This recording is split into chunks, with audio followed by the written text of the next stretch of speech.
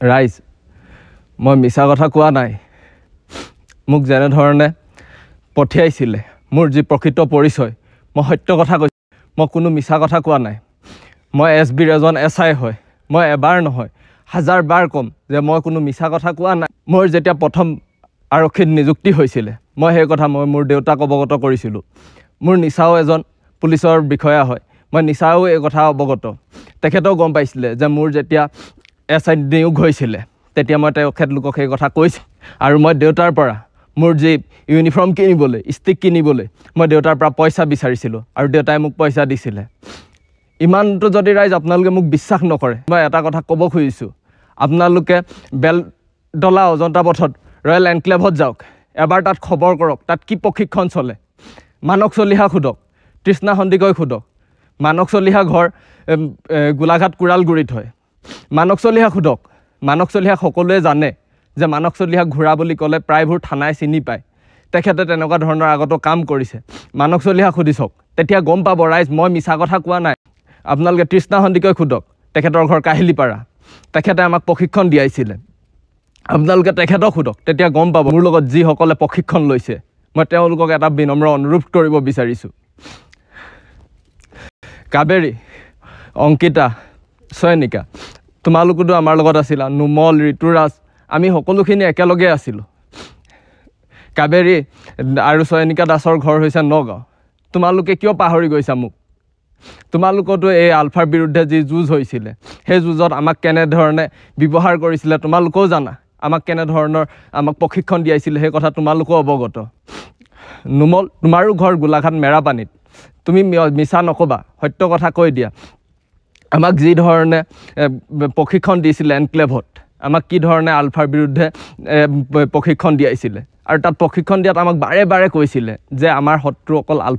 আলফাৰ লগতহে আমি যুঁজ দিব লাগে আৰু সেই ক্ষেত্ৰত আমাক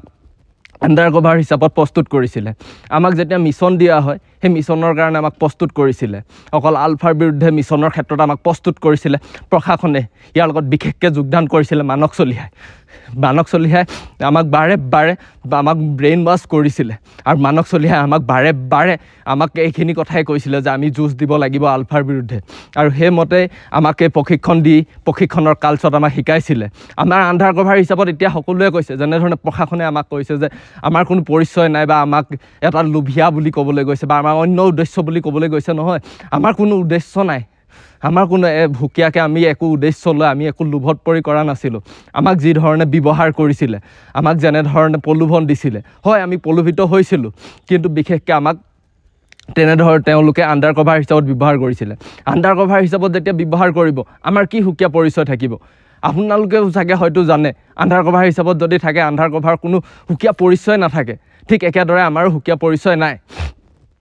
আৰু আপোনালোকে এতিয়া যদি বাৰে বাৰে মই কৈ আছোঁ যে হয় মই এছবিৰ এছআই হয় আপোনালোকে হয়তো বিশ্বাস কৰা নাই ৰাইজ তেন্তে হ'লে মই এটা শেষত আপোনালোকক কথা কওঁ আপোনালোকক আৰু প্ৰমাণ কি দিম মোৰ মোবাইল নাম্বাৰটো লওক মোৰ মোবাইল নাম্বাৰ কল ডিটেইলছ উলিয়াব আপোনালোকে মোৰ মোবাইল নাম্বাৰত বেছি সংখ্যক পুলিচৰ লগত কথা পতা আপোনালোকে পাব মোৰ মোবাইল নাম্বাৰটো লৈ লওক মোৰ মোবাইল নাম্বাৰ হৈছে 7896411176 এইটো মোৰ নিজৰ পাৰ্চনেল মোবাইল নাম্বাৰ হয় এই মোবাইল নাম্বাৰটোত আপোনালোকে চালে আপোনালোকে নিজে গম পাব মই সঁচা কৈছোঁ নে মই মিছা কৈছোঁ এতিয়া যিসকলে মোৰ লগত প্ৰশিক্ষণ লৈ আছিলে বিশেষকৈ মই তেওঁলোকক উদ্দেশ্যে ক'ব খুজিছোঁ ভাই আৰু ভুল নকৰিবা বহুত ভুল কৰিলোঁ এতিয়া মই যি ভুল কৰিছোঁ মই কেনেকৈ আছোঁ কি হৈছে মই কাৰ কাৰণে আজি ইমান এনেকুৱা নিৰ্যাতিত হ'ব লগা হৈছে তাৰ একমাত্ৰ দায়ী অসম প্ৰশাসনে আমাক বিশেষকৈ শিকাইছিলে যে কেনেধৰণে আমি আলফাৰ বিৰুদ্ধে যুঁজিব লাগে অকল আমাক আলফাক শত্ৰু বুলিয়ে শিকাইছিলে হয় মই আজি আহি আলফাৰ ওচৰত সত্য কথা কোৱাত তেওঁলোকে মোক কৈছে যে মই মিছা কথা কৈছোঁ মই এটাও মিছা কথা কোৱা নাই আৰু মই এটাও মিছা কথা ক'বলৈ খোজা নাই যি কথা মই আগতেও কৈছোঁ এটা কথা সঁচা প্ৰত্যেকটো কথাই মোৰ হাতত যুক্তি সহকাৰে প্ৰমাণ আছে আৰু মই প্ৰমাণ সহকাৰে ক'ব পাৰোঁ যে তেওঁলোকে আমাক ব্যৱহাৰ কৰিছিলে পাৰ্থ মহন্ত জি পি সিং তেওঁলোকে আমাক এটাকৈ ব্যৱহাৰ কৰিছিলে আৰু মই যে এই ক্ষেত্ৰত আছোঁ এতিয়া সকলোৱে কৈছে যে কোনো নাজানে বুলি কোৱাসকল মই প্ৰশাসনৰ বিশেষ বৰমূৰীয়া কেইজনক সুধিব বিচাৰিছোঁ তৃণয়ন বৰদলৈ ছাৰ আপুনি মোক ভালকৈ জানিছিলে হিমাংশু দাস ছাৰ আপুনি ভালদৰে জানে জোনমণি বাইদেউ আপুনিও জানে যে মই সত্য কথা কৈছোঁ নে নাই আপুনি নিজে DGP অফিচত কৰ্মৰত জোনমণি বাইদেউ আপুনি নিজে সত্য কথাটো কৈ দিয়ক যে কেনেধৰণে প্ৰশাসনে আমাক আণ্ডাৰ কভাৰ হিচাপত ব্যৱহাৰ কৰিছিলে 3 নং বৰদলৈ ছাৰ আপুনি এজন SCP হয় বশিষ্ঠ থানাৰ SCP হয় আপুনি সত্য কথাটো কৈ দিয়ক ছাৰ মোক মৃত্যু মুখলৈ তিলতিলকৈ ঠেলি নিদিব মই প্ৰত্যেক মুহূৰ্তত মোক আপুনি ঠেলি দিছে মই সেইকাৰণে মোৰ লগৰসকলক ক'বলৈ বিচাৰিছোঁ যে আমি সকলোৱে একেলগে প্ৰশিক্ষণ লৈছিলোঁ প্ৰশিক্ষণ লোৱাৰ টাইমত আমাক যি ধৰণে শিকোৱা হৈছিলে যি ধৰণে বুজোৱা হৈছিলে সেই সকলোবোৰ কথা এটা এটাকৈ মিছা সেই সকলোবোৰ কথাৰ আঁৰত আছিলে আমাক উত্তেজিত কৰা ঠিককৈ মোক উত্তেজিত কৰিলে কিন্তু আজি মোৰ যেতিয়া বিপদৰ মুহূৰ্ত আহিলে নহয় মোক যেনেধৰণে গা এৰা দিলে প্ৰশাসনে কাইলৈ সেই মুহূৰ্তত হয়তো তোমালোককো গা এৰা দিব সেয়েহে মোৰ সকলো বন্ধু যিসকলে মোৰ লগত প্ৰশিক্ষণ কৰিছিলে মই তোমালোকক এবাৰ কাটৰ আহ্বান কৰিব বিচাৰিছোঁ যে তোমালোকে এনে ভুল নকৰিবা মই যি ভুল কৰিছোঁ সেই ভুল যাতে তোমালোকে নকৰিবা মোৰ ভুলে যাতে শেষ ভুল হওক মোৰ ভুলৰ পাছত যাতে তোমালোকে এনে দুনাই ভুল নকৰিবা আলফাৰ প্ৰতি যি আমাক এক মনত বেয়া ভাৱ সোমোৱাই দিছিলে সেই মনৰ প্ৰতি থকা সেই ভাৱ আঁতৰাই পেলোৱা সেই ভাৱ আঁতৰালেহে তোমালোকে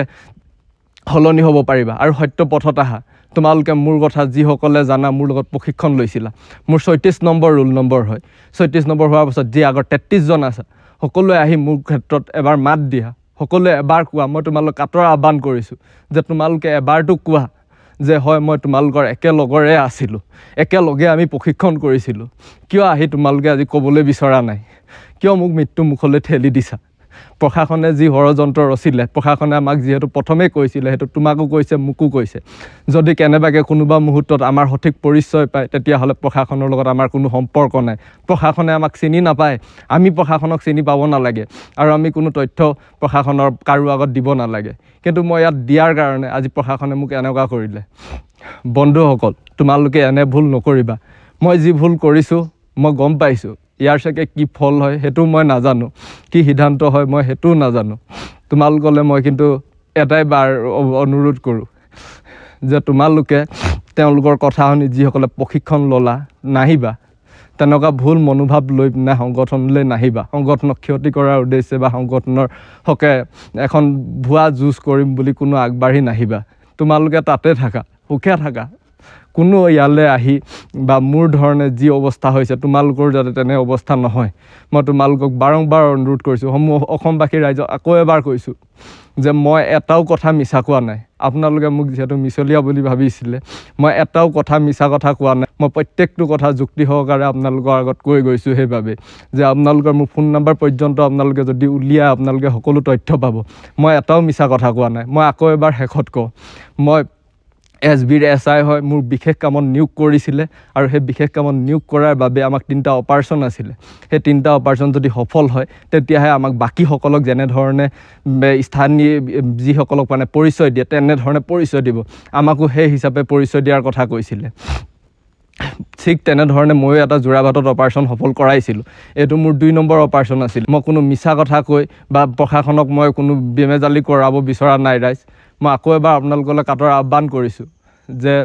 যিসকলে এনে মনোভাৱ লৈ আছে তেওঁলোকে সেই মনোভাৱ ত্যাগ কৰক এনে মনোভাৱ লৈ থকাসকল বা মোৰ লগত প্ৰশিক্ষণ লৈ থকাসকল আণ্ডাৰ কভাৰ হিচাপে প্ৰশাসনৰ হৈ বা প্ৰশাসনৰ লগত কাম নকৰিব মই আপোনালোকক বিনম্ৰ অনুৰোধ কৰিছোঁ